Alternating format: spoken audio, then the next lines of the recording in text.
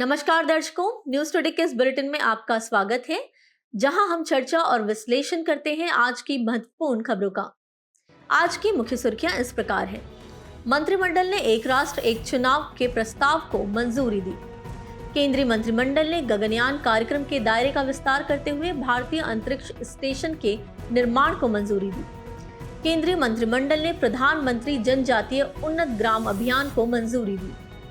केंद्रीय मंत्रिमंडल ने प्रधानमंत्री अन्नदाता आय संरक्षण अभियान यानी पीएम आशा की योजनाओं को जारी रखने की मंजूरी दी। केंद्रीय मंत्रिमंडल ने जैव प्रौद्योगिकी अनुसंधान नवाचार और उद्यमिता विकास यानी बायो राइड योजना को मंजूरी दी। United States Food and Drug Administration यानी यूएसएफडीए ने न्यूरालिंक ब्लाइंड साइट को ब्रेक थ्रू डिवाइस का दर्जा दिया। चलिए अब खबरों की चर्चा विस्तार से करते हैं और सबसे पहले रुक करते हैं आज की पहली मुख्य खबर की ओर। मंत्रिमंडल ने एक राष्ट्र एक चुनाव यानी ONOE के प्रस्ताव को मंजूरी दी। मंत्रिमंडल ने पूर्व राष्ट्रपति श्री रामनाथ कोविंद की अध्यक्षता में गठित एक राष्ट्र एक चुनाव यानी कि एक साथ चुनाव पर उच्च स्तरीय समिति की सिफारिश को स्वीकार कर लिया है। सबसे पहले समझते हैं एक राष्ट्र एक चुनाव का क्या मीनिंग है। इसके तहत लोकसभा, सभी राज्य विधानसभाओं और स्थानीय निकायों यानी नगर पालिकाओं एवं पंचायतों के चुनाव एक साथ कराए जाएंगे। एक राष्ट्र एक चुनाव से क्या लाभ होगा, ये भी देख लेते हैं। पहला लाभ है सरकारी कोष की बचत। 2019 के लोकसभा चुनावों में 60,000 करोड़ रुपए खर्च हुए थे। एक राष्ट्र एक चुनाव से व्यय राशि बचाने में मदद मिलेगी। अगला है मतदाताओं की संख्या में वृद्धि। बार बार चुनाव होने से मतदाता थक जाते हैं, इसलिए एक साथ चुनाव से मतदाताओं द्वारा बार बार चुनाव में शामिल होने की समस्या का समाधान हो जाएगा। इसके अलावा स्थायी नीति और समृद्धि। वर्तमान में बार बार आदर्श आचार संहिता लागू होने से नीतिगत अवरोध उत्पन्न होता है। इससे आपूर्ति श्रृंखला, व्यवसायिक निवेश और आर्थिक विकास प्रभावित होता है और अंत में सेवाओं की सुचारू आपूर्ति होना। चुनावों में सरकारी अधिकारियों और सुरक्षा बलों की बार बार तैनाती उनके कर्तव्यों के निर्वहन पर प्रतिकूल प्रभाव डालती है। अब समझते हैं ONOE से जुड़े मुद्दों के बारे में। पहला मुद्दा है क्षेत्रीय दलों की अनदेखी। राष्ट्रीय दल राज्य स्तर के दलों की आवाज को दबा सकते हैं। अगला मुद्दा है राजनीतिक नेतृत्व की जवाबदेही में कमी। लगातार चलने वाले चुनाव प्रक्रियाएं विधि निर्माताओं को अत्यधिक व्यस्त रखते हैं। इसके अलावा संघवाद से जुड़ी चिंताएं, ये अनुच्छेद 356 के बारंबार प्रयोग से पैदा हुई है। और अंत में स्वतंत्र और निष्पक्ष चुनाव के सिद्धांत से जुड़ी चिंता। एक साथ चुनावों से मतदाता राज्य, स्थानीय और राष्ट्रीय मुद्दों में भेद नहीं कर पाएंगे। अब खबर में आगे बढ़ते हैं और उच्च स्तरीय समिति द्वारा सुझाए गए रोड मैप के बारे में विस्तार से समझ लेते हैं। पहला बिंदु है 2 चरणों में संविधान में संशोधन करना। पहला, लोकसभा और विधानसभा चुनावों का एक साथ संचालन किया जाएगा। इसके लिए राज्यों द्वारा अनुसमर्थन की आवश्यकता नहीं होती है।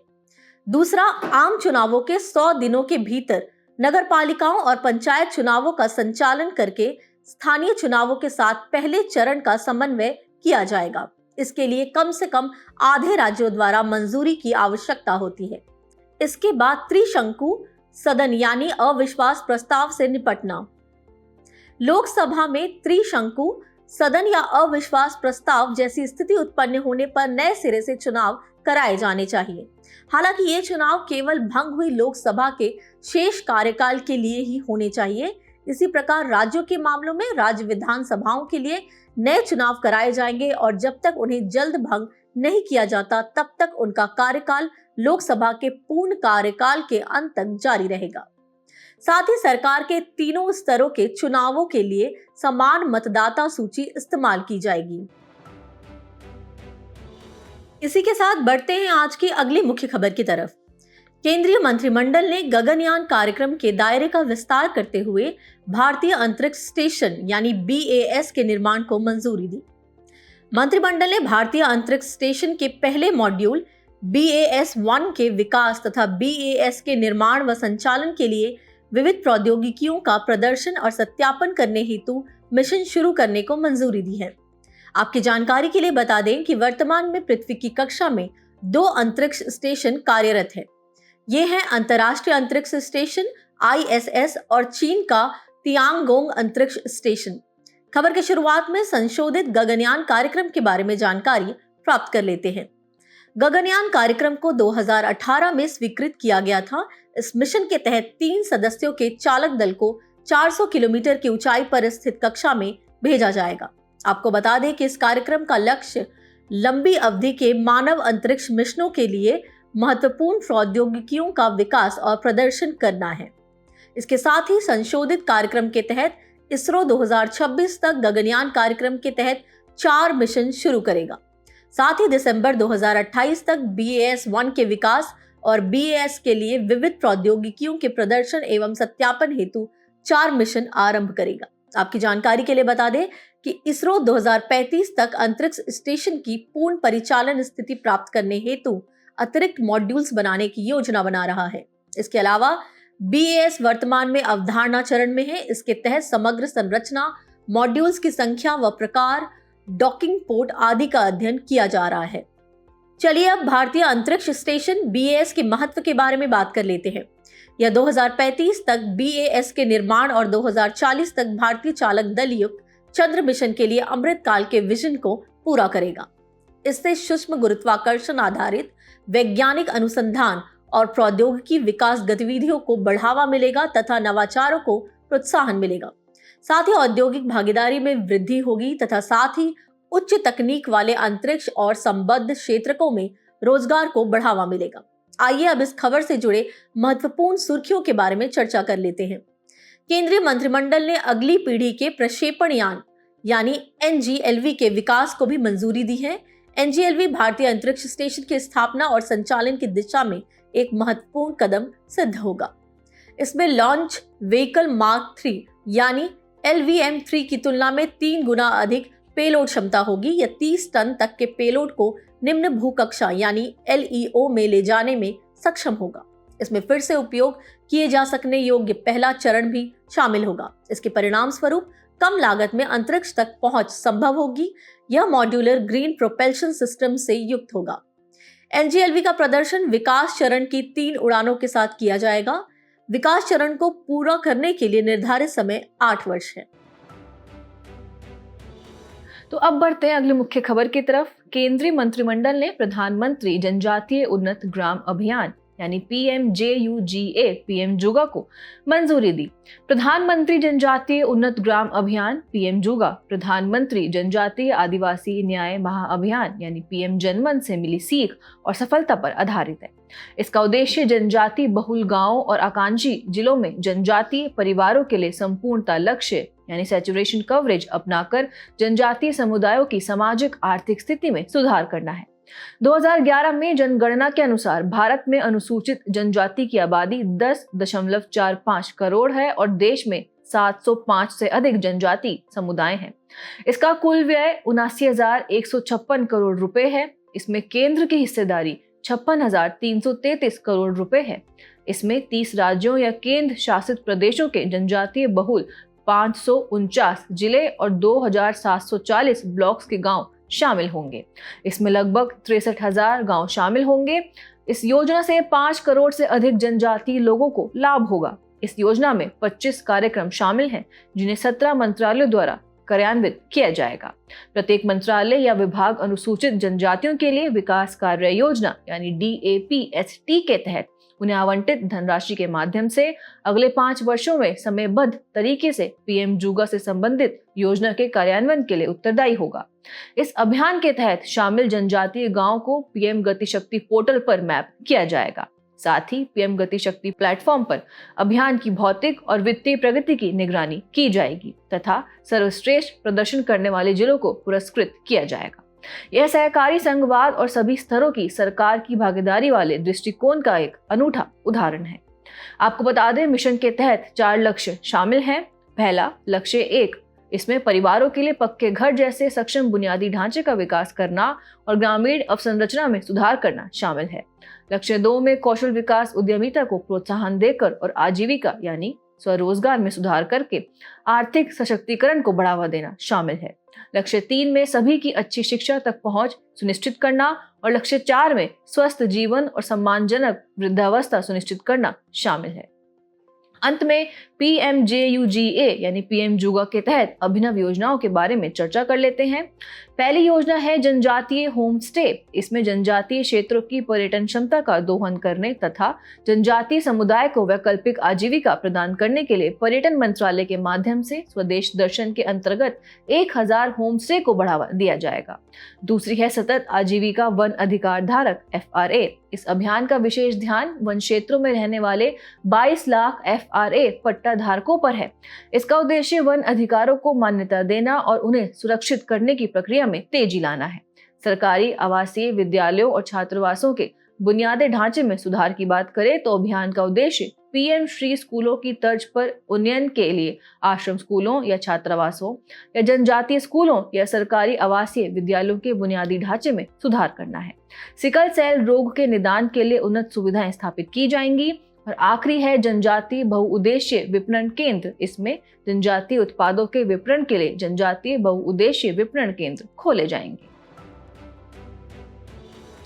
बढ़ते हैं अगली मुख्य खबर की तरफ। केंद्रीय मंत्रिमंडल ने प्रधानमंत्री अन्नदाता आय संरक्षण अभियान PM आशा की योजनाओं को जारी रखने की मंजूरी दी। सरकार ने किसानों और उपभोक्ताओं को अधिक दक्षता के साथ सेवा प्रदान करने के लिए मूल्य समर्थन योजना यानी PSS तथा मूल्य स्थिरीकरण कोष PSF योजनाओं को PM आशा में शामिल कर दिया है। PM आशा में अब मूल्य समर्थन योजना, मूल्य स्थिरीकरण कोष, मूल्य घाटा भुगतान योजना और बाजार हस्तक्षेप योजना के घटक शामिल होंगे। PM आशा योजना के इस नए स्वरूप की मुख्य विशेषताओं की बात करें तो इसका उद्देश्य तिलहन, दलहन, नारियलगिरी आदि की उपज के लिए किसानों हेतु लाभकारी मूल्य सुनिश्चित करना है। साथ ही 15वें वित्त आयोग की कार्य अवधि के दौरान 2025-26 तक 35,000 करोड़ रुपए का आवंटन किया जाएगा। आगे बढ़ते हैं और योजना के घटकों के बारे में चर्चा करते हैं। पहला है मूल्य समर्थन योजना PSS। इसके अंतर्गत अधिसूचित दलहनों, तिलहनों और नारियलगिरी की इनके पूरे देश में उत्पादन के 25% तक न्यूनतम समर्थन मूल्य यानी MSP पर खरीद की जाएगी। 2024-25 के सीजन के लिए तुअर, उड़द और मसूर के मामले में यह सीमा लागू नहीं होगी। दूसरा है मूल्य स्थिरीकरण कोष PSF। इसमें सरकार न्यूनतम समर्थन मूल्य यानी MSP से अधिक होने पर बाजार मूल्य पर दालों की खरीद करेगी। इसमें ई समृद्धि और ई संयुक्ति यानी NCCF पोर्टल्स पर पहले से पंजीकृत किसानों से भी खरीद शामिल होगी। मूल्य घाटा भुगतान योजना PDPS की बात करें तो इसके तहत तिलहन की कवरेज को बढ़ाकर 40% कर दिया गया है, जिसकी क्रियान्वयन अवधि लगभग 4 महीने की होगी। बाजार हस्तक्षेप योजना MIS भी इसका एक घटक है। इसके तहत कवरेज को बढ़ाकर 25% कर दिया गया है और मूल्य में अंतर का भुगतान सीधे किसानों के खातों में किया जाएगा। सरकार TOP यानी टमाटर, प्याज और आलू फसलों के लिए परिवहन व भंडारण लागत वहन करेगी। अंत में इन एकीकृत योजनाओं से होने वाले लाभ को भी जान लेते हैं। सबसे पहले है मूल्य समर्थन योजना। यह फसल विविधीकरण को प्रोत्साहित करती है तथा अधिसूचित दलहन, तिलहन और नारियलगिरी के लिए आयात निर्भरता को कम करती है।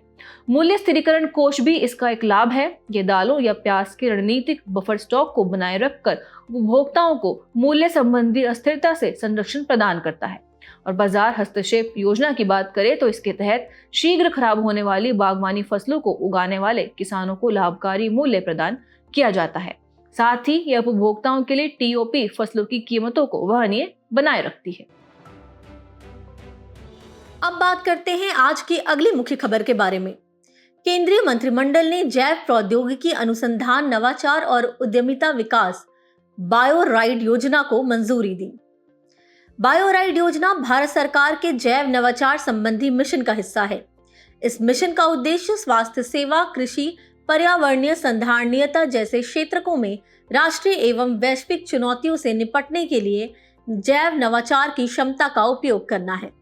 खबर की शुरुआत में बायोराइड योजना के बारे में विस्तार से जान लेते हैं।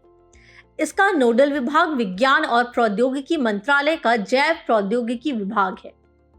इसका उद्देश्य बायो मैन्युफैक्चरिंग और जैव प्रौद्योगिकी में वैश्विक अग्रणी के रूप में भारत की स्थिति को मजबूत करना और 2030 तक भारत को $300 बिलियन की जैव अर्थव्यवस्था या बायो इकोनॉमी बनाना है। इस योजना के 3 घटक हैं। इस योजना में 2 मौजूदा योजनाओं को शामिल करते हुए एक नए तीसरे घटक को भी जोड़ा गया है। पहला घटक है जैव प्रौद्योगिकी अनुसंधान एवं विकास यानी बायोटेक्नोलॉजी रिसर्च एंड डेवलपमेंट। इसके तहत मानव संसाधन विकास, बायो इन्फॉर्मेटिक्स, बायोटेक फैसिलिटीज, उत्कृष्टता केंद्र आदि के लिए सहायता प्रदान की जाती है। दूसरा है औद्योगिक एवं उद्यमिता विकास यानी इंडस्ट्रियल एंड एंटरप्रेन्योरशिप डेवलपमेंट। इसमें सार्वजनिक निजी भागीदारी कार्यक्रम, बायो क्लस्टर्स और बायोटेक पार्क संबंधी योजनाओं आदि को सहायता दी जाती है। और अंतिम घटक है बायो मैन्युफैक्चरिंग और बायो फाउंड्री यानी B&B।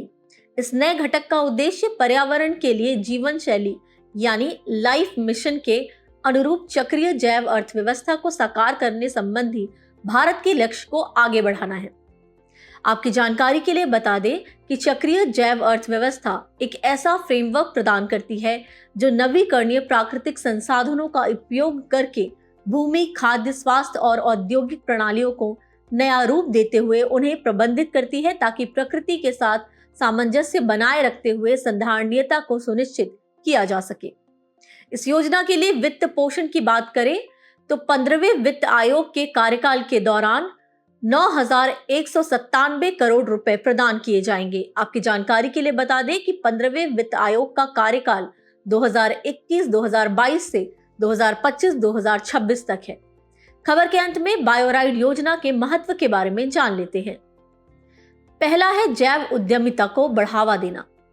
यह सीड फंडिंग, इंक्यूबेशन और मेंटरशिप संबंधी सहायता के माध्यम से स्टार्टअप इकोसिस्टम को बढ़ावा देगी। इसके अलावा उन्नत नवाचार को प्रोत्साहित करना जिसके तहत synthetic biology, biopharmaceuticals, bio energy और बायोप्लास्टिक जैसे क्षेत्रों में अत्याधुनिक अनुसंधान एवं विकास के लिए अनुदान एवं प्रोत्साहन प्रदान किया जाएगा। इसके बाद है उद्योग और अकादमिक जगत के बीच सहयोग को सुगम बनाना, जिससे जैव आधारित उत्पादों व प्रौद्योगिकियों का वाणिज्यीकरण करने में तेजी लाई जा सकेगी।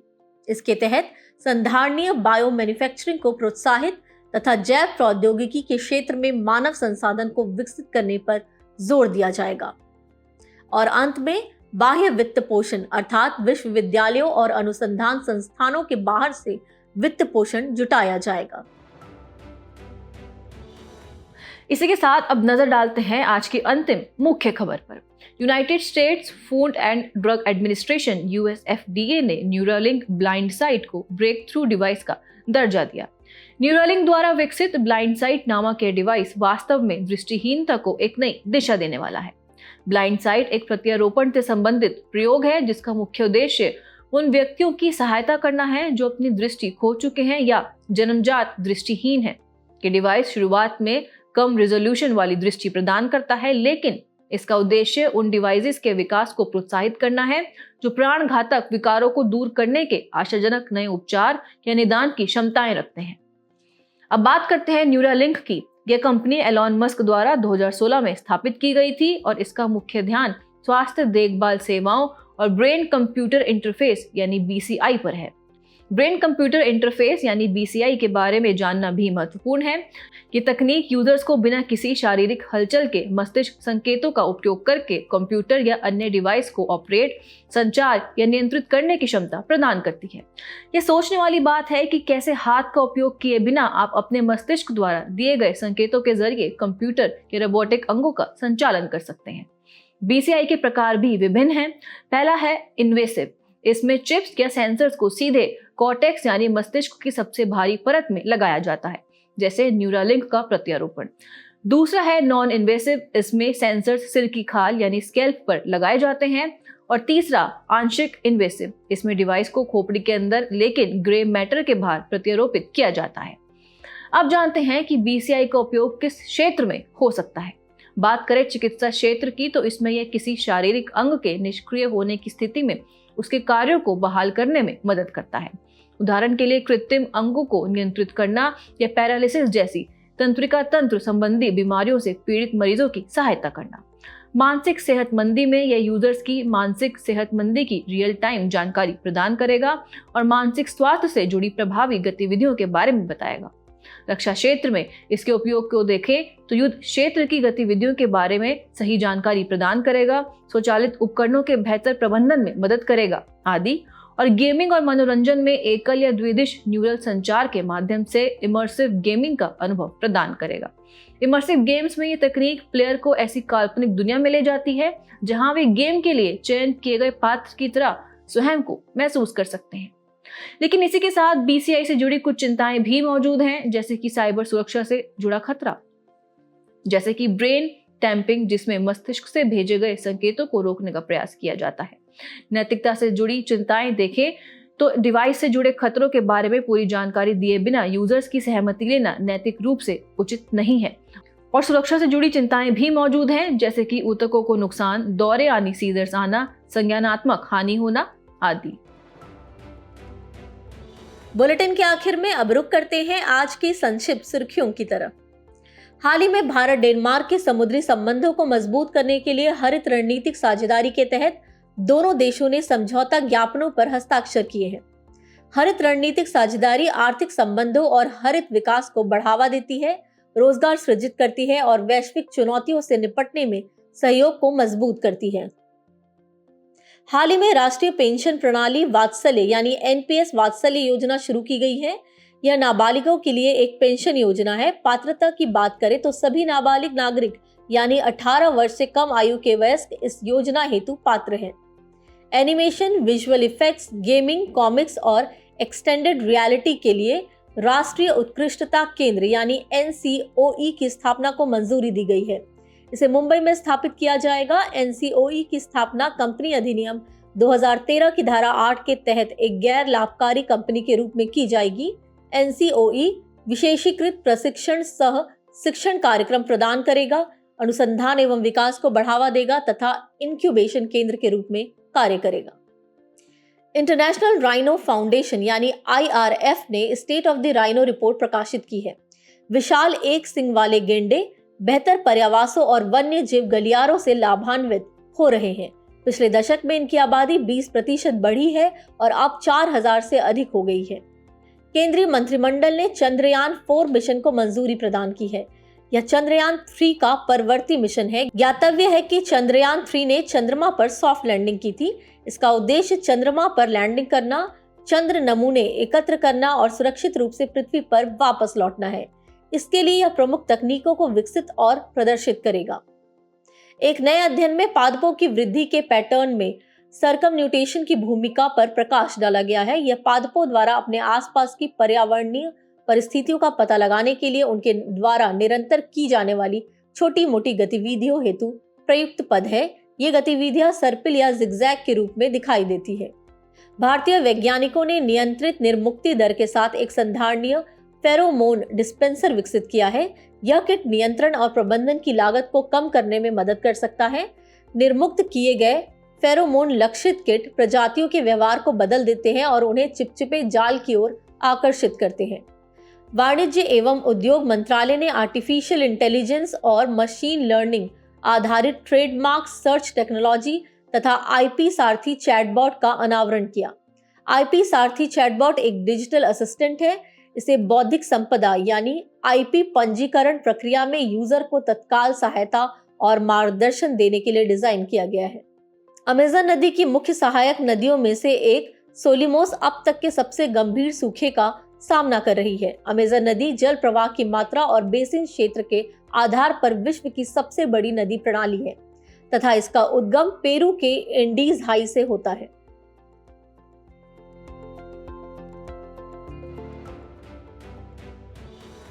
जाने से पहले आपकी समझ की परीक्षा के लिए डालते हैं एक नजर हमारे स्पेशल सेगमेंट प्रश्नोत्तरी पर।